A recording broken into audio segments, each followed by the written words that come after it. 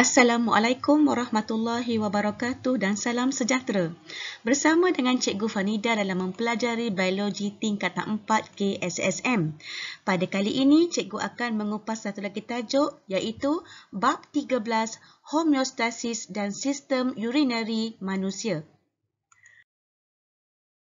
Pada akhir pembelajaran, anak-anak dapat 13.1 homeostasis menerangkan maksud homeostasis, mewajarkan keperluan untuk mengekalkan faktor fizikal dan faktor kimia persekitaran dalam, memerihalkan penglibatan pelbagai jenis sistem organ untuk mengekalkan persekitaran dalam yang optimum, mengaplikasikan pengetahuan tentang konsep homeostasis dalam pengawal aturan suhu badan, aras gula darah, tekanan separa karbon dioksida dan tekanan darah. 13.2 Sistem urinari. Mengenal pasti struktur dan fungsi ginjal, melukis, melabel dan menerangkan struktur nefron dan duktus pengumpul, memerihalkan proses pembentukan air kencing iaitu ultraturasan, penyerapan semula dan rembesan. Mensintesis konsep homeostasis dengan konsep suap balik negatif dalam pengosmo kawal aturan. Untuk 13.2.5 iaitu mengeksperimen untuk mengkaji kesan pengambilan isi padu air yang berbeza terhadap pembentukan air kencing. Anak-anak bolehlah berbincang dengan guru masing-masing. 13.3 Isu kesihatan berkaitan sistem urinari iaitu memerihalkan isu kesihatan yang berkaitan dengan sistem urinari. Baiklah, cikgu teruskan dengan 13.1 homeostasis. Apakah yang dimaksudkan dengan homeostasis? Homeostasis ialah pengawal aturan faktor fizikal dan faktor kimia persekitaran dalam pada julat yang normal supaya sel berfungsi dalam keadaan optimum. Faktor fizikal dan faktor kimia persekitaran dalam. Faktor fizikal yang perlu dikawal atur termasuklah suhu, tekanan osmosis darah dan tekanan darah. Manakala, kandungan bahan kimia yang perlu dikawal atur ialah nilai pH, kepekatan garam mineral dan kepekatan gula darah. Sebarang penyimpangan daripada julat normal mencetuskan mekanisme homeostasis yang melibatkan suap balik negatif. Mekanisme homeostasis mengawal atur keadaan persekitaran dalam supaya berada dalam keadaan malar walaupun persekitaran berubah dengan banyak. Ini memastikan aktiviti sel terus berfungsi pada tahap optimum. Rajah 13.1 menunjukkan mekanisme homeostasis secara suap balik negatif. Ini dia rajah 13.1, terdapat penyimpangan daripada julat normal, dia akan mencetuskan mekanisme homeostasis untuk mengembalikan nilai faktor pada julat yang normal. Dalam mekanisme homeostasis, nilai faktor yang melebihi julat normal akan diturunkan semula kepada julat normal. Manakala nilai faktor yang turun di bawah julat normal akan ditingkatkan semula kepada julat normal. Lihat di sini julat normal, tiba-tiba ada nilai yang meningkat, maka sistem kawal atur akan mengawal atur, menurunkan nilai, kemudian kembali ke julat yang normal. Begitu juga sekiranya nilai menurun. Okey, ada sistem kawal atur, kemudian nilai ditingkatkan, kembali semula ke julat normal. Seterusnya, sistem organ yang terlibat dalam mengekalkan persekitaran dalam yang optimum. Di dalam badan, terdapat pelbagai sistem organ yang berfungsi dan berinteraksi antara satu sama lain untuk mengekalkan persekitaran optimum. Suhu badan dikawal atur oleh sistem intergumen iaitu kulit dan kelenjar peluh, sistem saraf, sistem peredaran darah, sistem otot dan sistem endokrin. Aras gula dalam darah dikawal atur oleh sistem endokrin, sistem peredaran darah dan sistem pencernaan. Tekanan separa karbon dioksida dalam darah dikawal atur oleh sistem respirasi, sistem peredaran darah dan sistem saraf. Manakala tekanan darah dikawal atur oleh sistem peredaran darah dan sistem saraf. Okey, kita pergi dulu kepada pengawal aturan suhu badan. Pengekalan suhu badan pada satu julat yang tetap adalah penting supaya tindak balas metabolisme sel dapat dimangkingkan oleh enzim dapat berlaku pada tahap yang optimum. Suhu yang terlalu tinggi akan menyahaslikan enzim, manakala suhu yang terlalu rendah akan melambatkan aktiviti metabolisme enzim sehingga tidak dapat menampung kemandirian sel. Perubahan dalam suhu badan ini dikesan oleh termoreseptor di dalam kulit dan juga di dalam hipotalamus. Rajah 13.2 menunjukkan pengawal aturan suhu badan oleh efektor berlainan apabila suhu badan meningkat melebihi julat normal. Okey, suhu badan meningkat melebihi julat normal. Termoreseptor dalam hipotalamus dan termoreseptor dalam kulit akan mengesan. Kemudian dia akan hantar ke pusat kawalan suhu iaitu di hipotalamus. Kita lihat pengawal aturan suhu badan oleh efektor melalui cara fizikal. Otoerektor kurang dirangsang supaya mengendur dan bulu roma akan condong ke permukaan kulit. Akibatnya, lapisan udara yang nipis akan terperangkap antara bulu roma. Haba dapat dibebaskan dengan cepat. Okey, otoerektor mengendur, mengakibatkan bulu roma akan condong pada permukaan kulit. Kedua, otot rangka kurang mengecut dan mengendur, badan tidak menggigil. Okey, seterusnya, arteriol di dalam kulit mengembang iaitu kita panggil pemvasodilatan, supaya lebih banyak darah mengalir ke permukaan kulit. Lebih banyak haba dapat disingkirkan ke persekitaran luar secara radiasi. Arteriol mengembang. Kemudian yang arteriol mengembang ni kita panggil pemvasodilatan, ya. Kelenjar peluh dirangsang untuk mengeluarkan lebih banyak peluh, haba diserap untuk menyejakkan peluh dan ini akan menyejukkan kulit. Baiklah, pengawal aturan suhu badan oleh efektor melalui cara kimia. Kelenjar adrenal kurang dirangsang untuk merembeskan hormon adrenalina, kadar metabolisme berkurang. Okey, seterusnya, kelenjar tiroid tidak dirangsang dan rembesan hormon tiroksina dikurangkan. Kadar metabolisme berkurang dan tiada haba berlebihan di jana.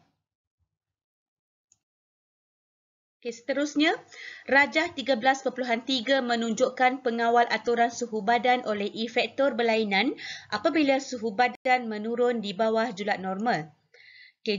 Suhu badan jatuh di bawah julat normal dikesan oleh termoreseptor di dalam hipotalamus dan di dalam kulit dan kemudian dihantar ke hipotalamus iaitu pusat kawalan suhu. Pengawal aturan suhu badan oleh efektor melalui cara fizikal. Otot erektor dirangsang supaya mengecut menyebabkan bulu roma berdiri menegak. Lapisan udara tebal yang terperangkap antara bulu roma bertindak sebagai penebat yang menghalang kehilangan haba melalui kulit.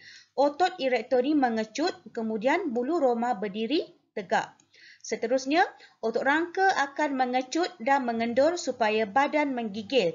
Ini menjanakan haba dan seterusnya meningkatkan suhu badan kerana pengecutan dan pengenduran otot rangka memerlukan tenaga. Seterusnya, arteriol di dalam kulit dirangsang supaya mencerut, iaitu kita panggil pemvasocerutan. Akibatnya, kurang darah mengalir ke permukaan kulit. Dengan itu, kurang haba hilang ke persekitaran secara radiasi. Ini arteriol mengecut. Okey. Kemudian, kelenjar peluh tidak dirangsang dan perpeluhan tidak berlaku. Seterusnya, pengawal aturan suhu badan oleh efektor melalui cara kimia. Kelenjar adrenal dirangsang untuk merembeskan lebih hormon adrenalina. Hormon ini mempercepatkan penukaran glikogen kepada glukosa. Kadar metabolisme meningkat, pengoksidaan glukosa menghasilkan tenaga haba untuk memanaskan badan. Kelenjar tiroid pula akan dirangsang untuk merembeskan lebih banyak hormon tiroksina yang akan meningkatkan kadar metabolisme. Lebih banyak haba untuk dijana untuk badan kita. Baiklah, seterusnya, pengawal aturan aras gula darah. Pankreas ialah kelenjar yang bertanggungjawab untuk mengekalkan aras gula darah dalam julat normal, iaitu 75 hingga 110 mg per 100 ml. Kelompok sel Langerhans dalam pankreas menghasilkan dan merembeskan hormon insulin dan glukagon secara berterusan ke dalam aliran darah untuk mengawal atur aras gula darah. Tindakan kedua-dua hormon ini dan mekanisme homeostasis bekerjasama untuk mengekalkan aras gula darah pada julat normal seperti yang dihuraikan dalam rajah 13.4. Okey, kita lihat aras gula darah meningkat biasanya selepas kita mengambil sajian. Okey, sel beta dalam kelompok sel Langerhans. Okey, sel beta dalam kelompok sel Langerhans pankreas dirangsang untuk merembeskan hormon insulin. Anak-anak, sel beta hormon insulin. Okey, dia akan rembeskan hormon insulin ke dalam darah. Kemudian, insulin akan merangsang sel hati dan sel otot untuk mengguna glukosa dalam proses respirasi sel. Insulin merangsang penukaran glukosa berlebihan. Ingat ya, penukaran glukosa berlebihan kepada glikogen untuk disimpan di dalam hati dan sel otot. Di dalam sel adipos, insulin akan menukarkan glukosa berlebihan kepada lemak. Okey, kemudian aras gula dalam darah kembali normal. Sebaliknya, apabila aras gula darah menurun, okey, mungkin dalam antara sajian lah ataupun dalam keadaan kita berpuasa, sel alfa, ingat ya, sel alfa di dalam sel Langerhans pankreas akan dirangsang untuk merembeskan hormon glukagon. Anak-anak, sel alfa hormon glukagon. Okey, dia akan rembeskan hormon glukagon ke dalam darah. Kemudian glukagon akan merangsang sel hati untuk menukarkan glikogen kepada glukosa. Glikogen kepada glukosa. Glukosa juga akan menggalakkan penguraian lemak untuk membebaskan asid lemak yang boleh dimetabolismakan bagi menghasilkan tenaga. Kemudian, aras gula akan meningkat dan kembali ke aras yang normal. Kegagalan dalam penghasilan, perembesan dan penerimaan insulin oleh sel sasaran boleh menyebabkan diabetes mellitus. Aras gula darah pesakit diabetes mellitus biasanya tinggi dan tak stabil selepas satu sajian. Pesakit tersebut juga sentiasa berada dalam keadaan haus, penat, letih dan mengalami penurunan berat badan. Diabetes mellitus boleh dikawal melalui suntikan insulin, pengambilan pil yang merendahkan aras gula darah serta melalui penjagaan pemakanan.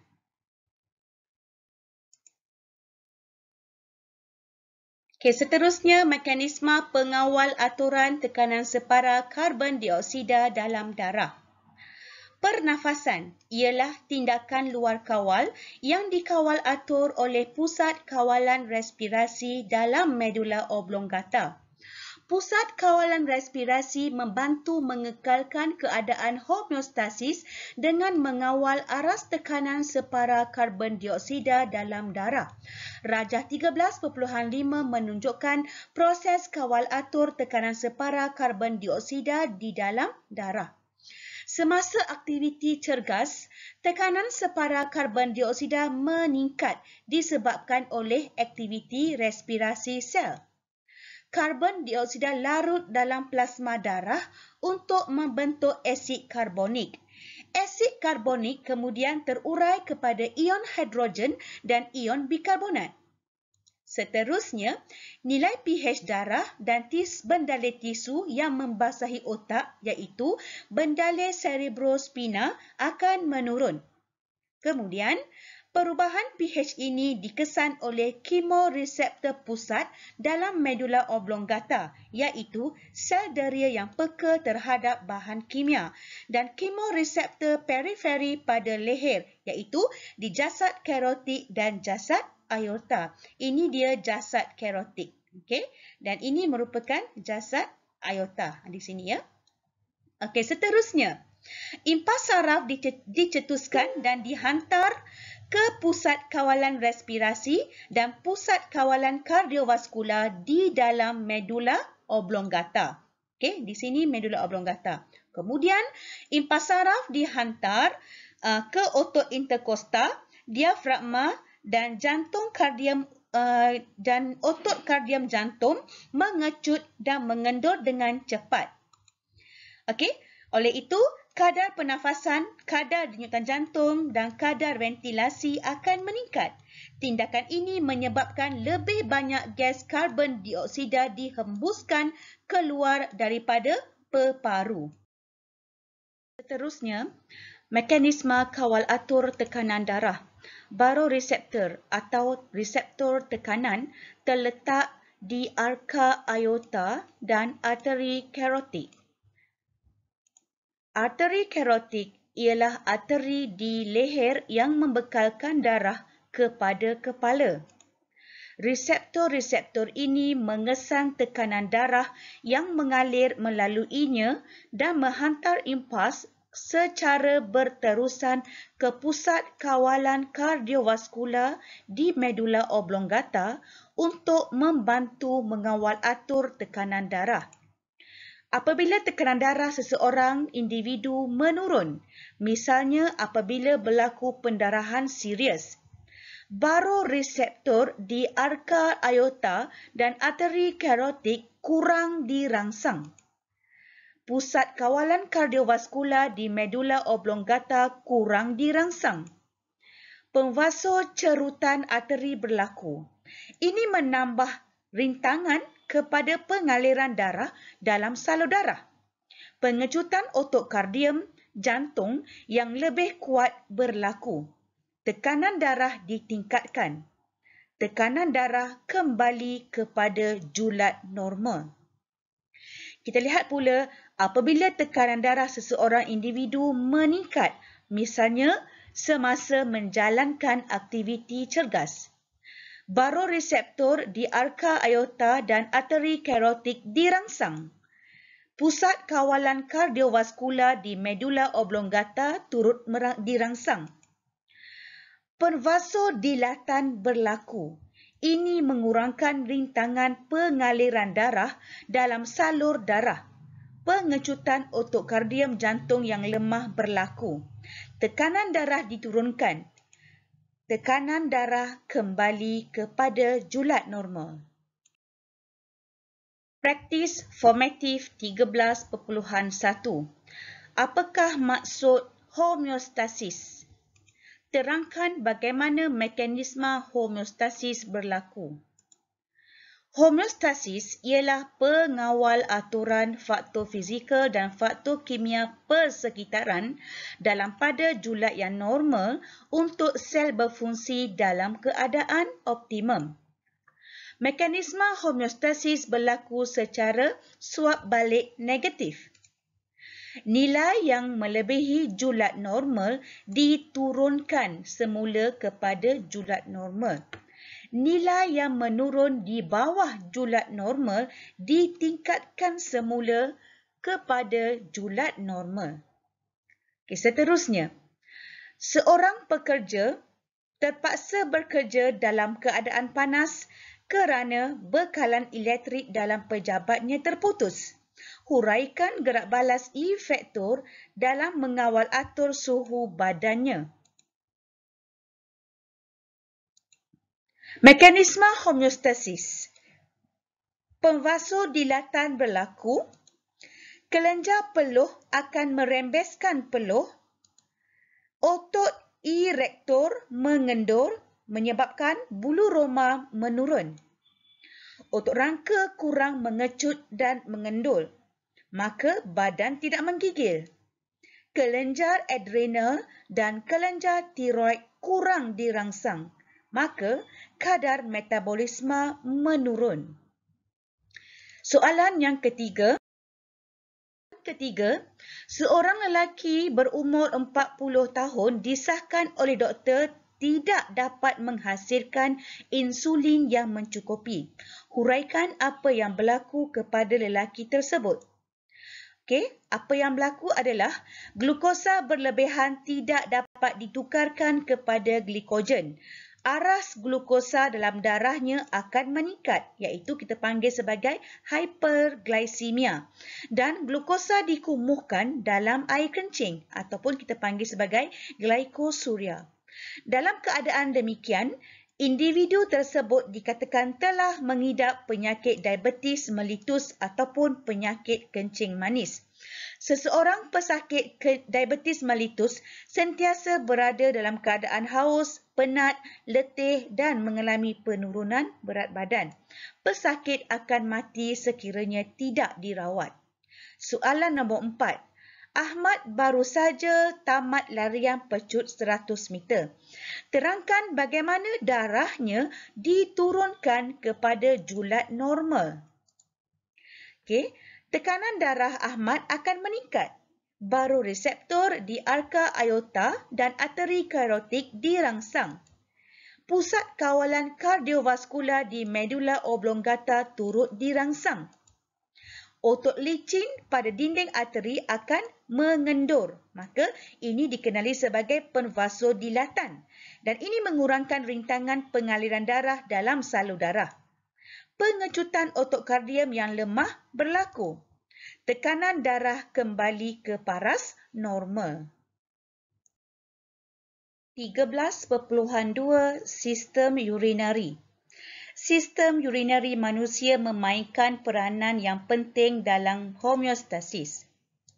Sistem urinari terdiri daripada ginjal, ureter, pundi kencing dan uretra.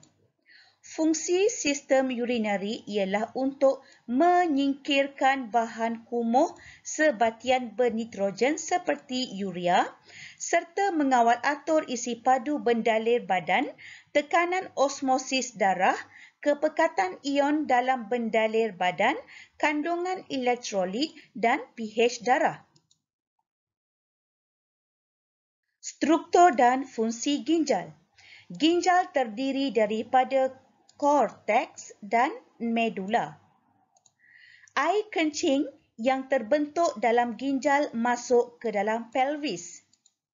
Ginjal mempunyai dua fungsi utama, iaitu perkumuhan, di mana perkumuhan menyingkirkan bahan kumuh yang toksik, iaitu sebatian bentrogen seperti urea, asid urik, amonia dan kreatinina.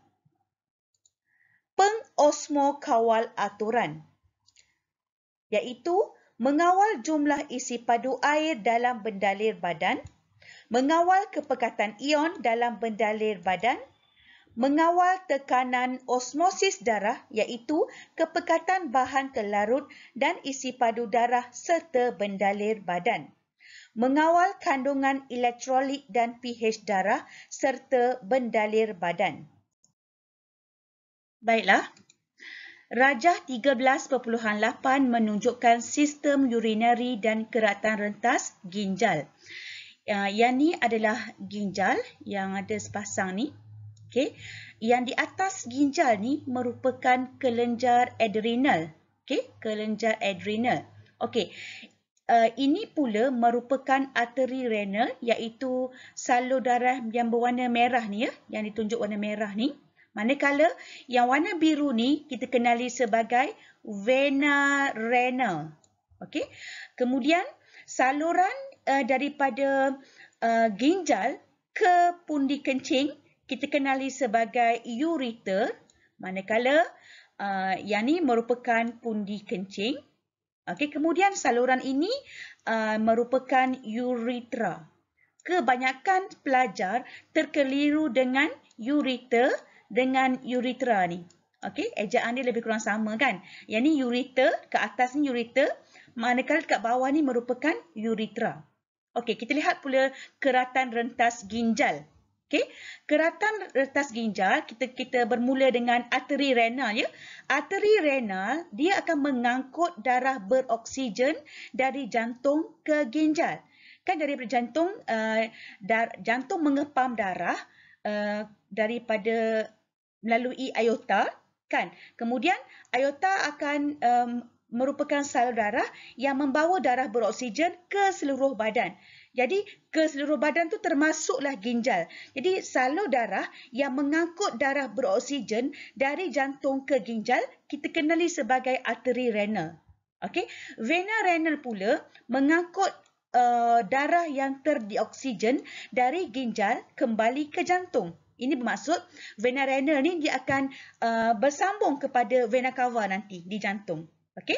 Kemudian air kencing dialirkan ke pundi kencing melalui ureter. Ini dia ureter. Okey. Kemudian ini pelvis. Okey, yang cikgu tunjuk ni, ini pelvis. Kemudian ini merupakan medula. Medula bahagian ni sayang. Bahagian ni ya. Ini medula. Kemudian yang ni pula ialah cortex. Cortex di bahagian sini. Ni. Cortex. Okey. Terdapat 3 proses utama yang terlibat dalam penghasilan air kencing iaitu proses ultraturasan, penyerapan semula dan rembesan. Nefron. Setiap ginjal terdiri daripada berjuta-juta unit berfungsi yang disebut nefron. Setiap nefron terdiri daripada struktur berikut, iaitu kapsul Bowman, glomerulus dan tubuh renal. Kapsul Bowman berbentuk cawan dan mengandungi gumpalan kapilari darah yang disebut glomerulus. Glomerulus terbentuk daripada arterioaferen yang bercaban dari arteri renal. Glomerulus bergabung semula membentuk arterioeferen. Tubuh renal terdiri daripada tubuh berlingkar proksimal, liku Henle dan tubuh berlingkar distal. Liku Henle ialah tubuh yang panjang berbentuk U dan memanjang ke dalam medula renal. Tubuh berlingkar distal, beberapa nefron bercantum menjadi satu duktus pengumpul. Air kencing yang dihasilkan akan disalurkan dari duktus pengumpul ke dalam ureter. Ini dia yang cikgu sebut tadi tu. Okey, nanti cikgu terang satu-satu, jangan risau. Okey, ini aliran darah, ini arteri renal sayang. Ini arteri renal, yang ni vena renal. Okey, arteri renal darah masuk. Okey, masuk tengok anak panah dia ni yang warna merah ni. Kemudian ini yang dikenali sebagai arterioaferen. Ni sayang, arterioaferen daripada renal, arteri renal tadi kan. Okey, cabang daripada arteri renal, arterioaferen. Kemudian dia ada bentuk gumpalan. Gumpalan ini, gumpalan kapilari ini kita kenali sebagai glomerulus. Okey, keluar daripada glomerulus pula, pergi ke keluar daripada glomerulus ni, daripada kapsul Bowman ni dikenali sebagai arterioefferent. Okey, ini bentuk macam cawan ni. Okey, kita panggil kapsul Bowman. So, yang masuk ke dalam kapsul Bowman kita kenali sebagai hasil turasan glomerulus.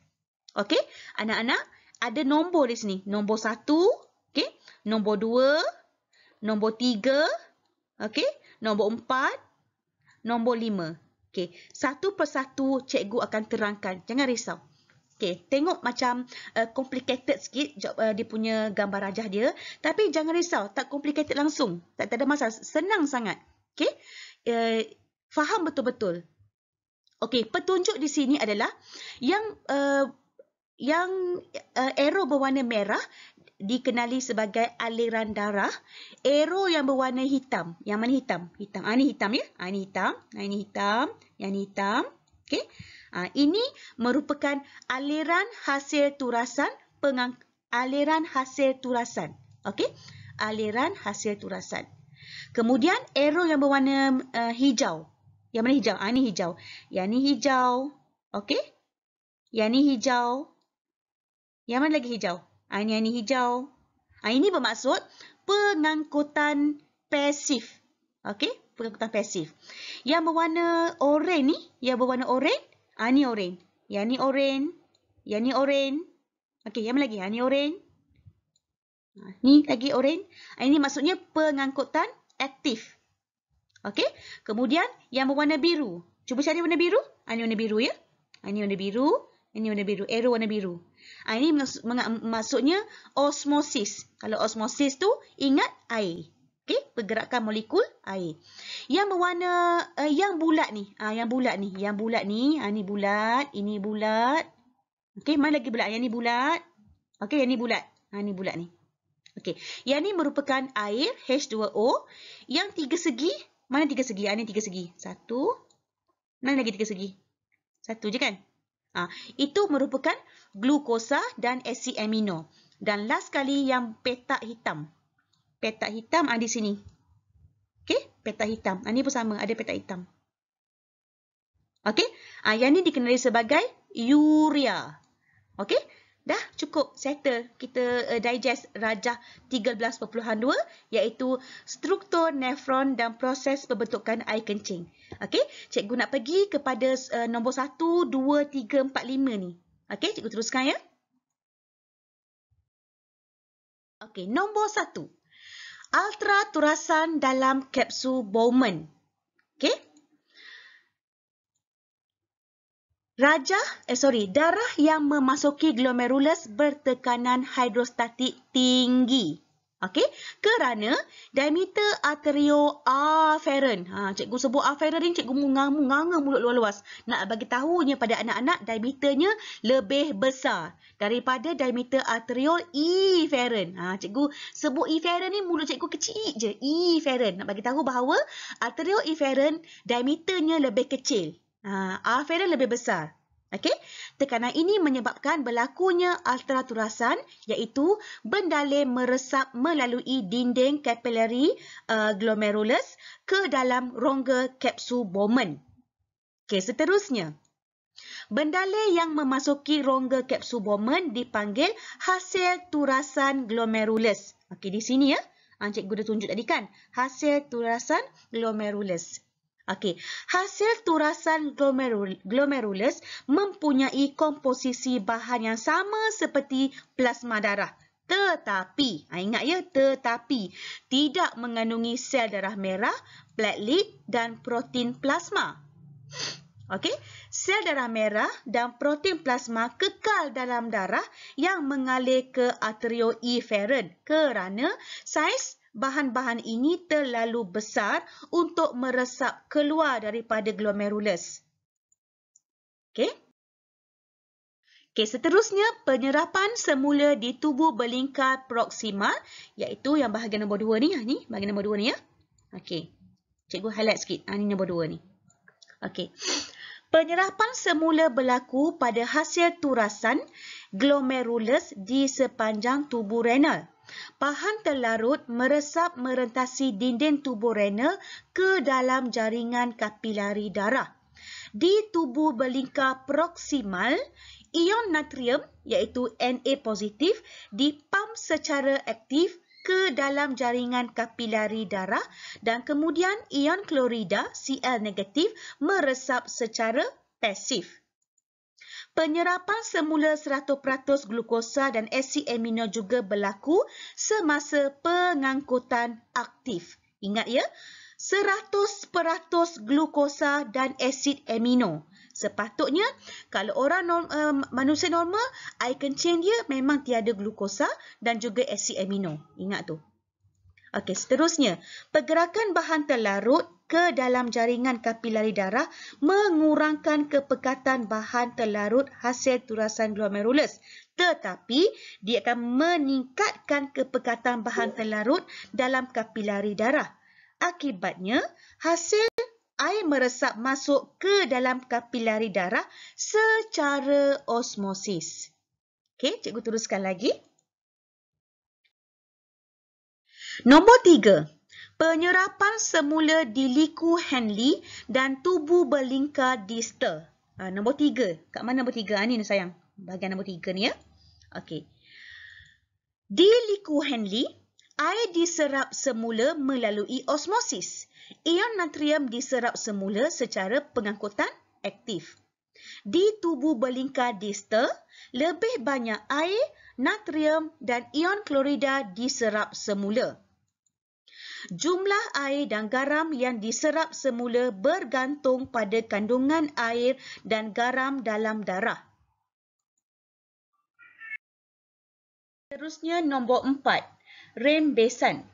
Rembesan ialah proses perembesan bahan buangan dalam darah yang tidak dituras pada awalnya ke dalam tubuh renal. Proses ini berlawanan dengan proses penyerapan semula. Di mana nombor 4 ya? Bahagian ni ya, nombor 4. Okey.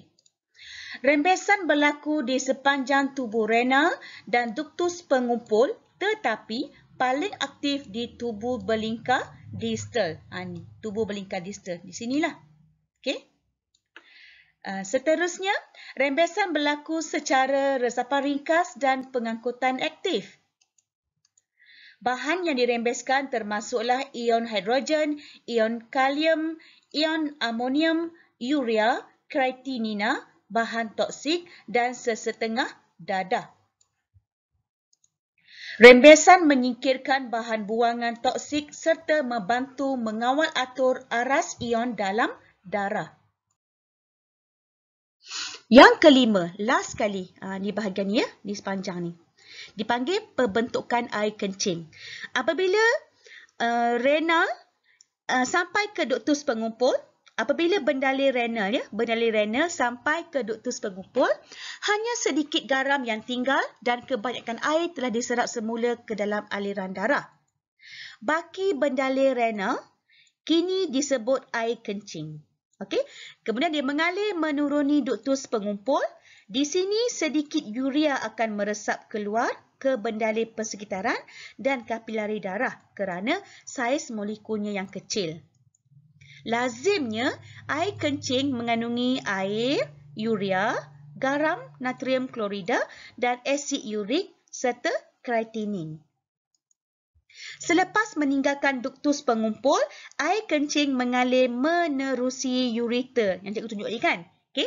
Dengan pergi ke pundi kencing, kemudian uretra dan akhirnya akan dikumuhkan.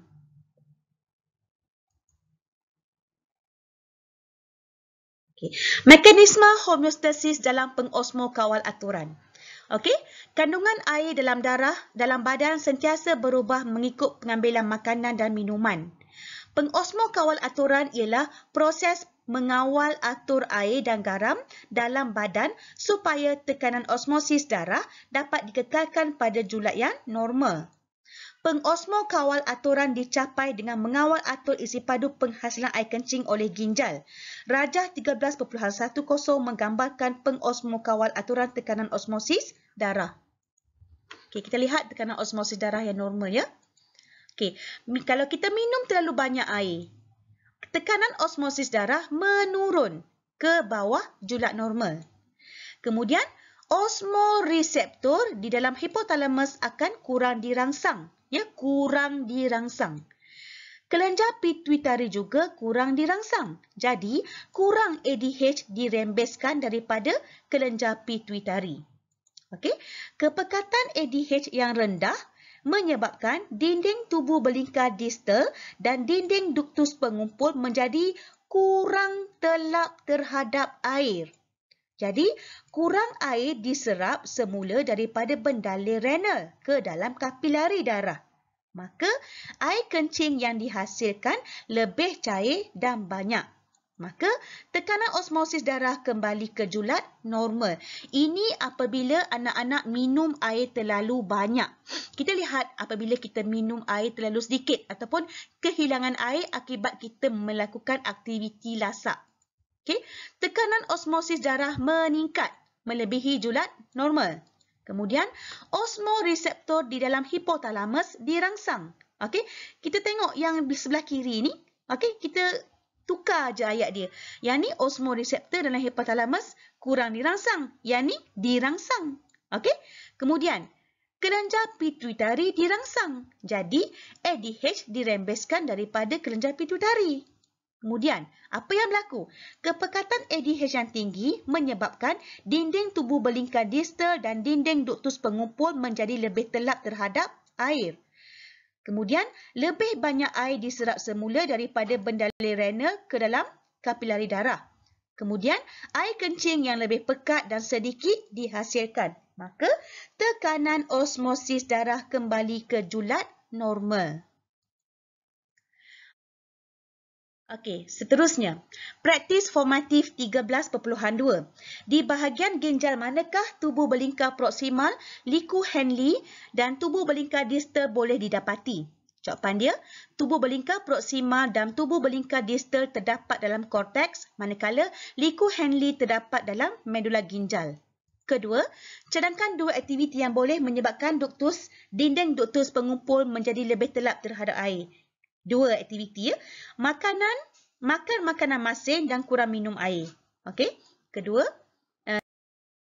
Ketiga, nyatakan bagaimana ion natrium, air dan glukosa diserap semula di tubuh belingkar proksimal. Jawapannya, air diserap semula secara osmosis. Manakala ion natrium dan glukosa diserap semula secara pengangkutan aktif. Seterusnya, seorang individu mengalami kerosakan satu ginjal. Perlukah individu ini menjalani hemodialisis? Cadangkan langkah-langkah yang perlu diambil oleh individu ini agar dia dapat menjalani kehidupan harian tanpa masalah. Okay. Individu ini tak perlu menjalani hemodialisis. Hemodialisis ni apabila kedua-dua ginjal kita rosak. Okey, individu tersebut cuma perlu kurangkan makanan berprotein dan kurang garam tinggi dan sentiasa minum air yang mencukupi. Okey, seterusnya. 13.3 Isu kesihatan berkaitan sistem urinari. Kegagalan ginjal boleh diakibatkan oleh penyakit, jangkitan bakteria atau kemalangan.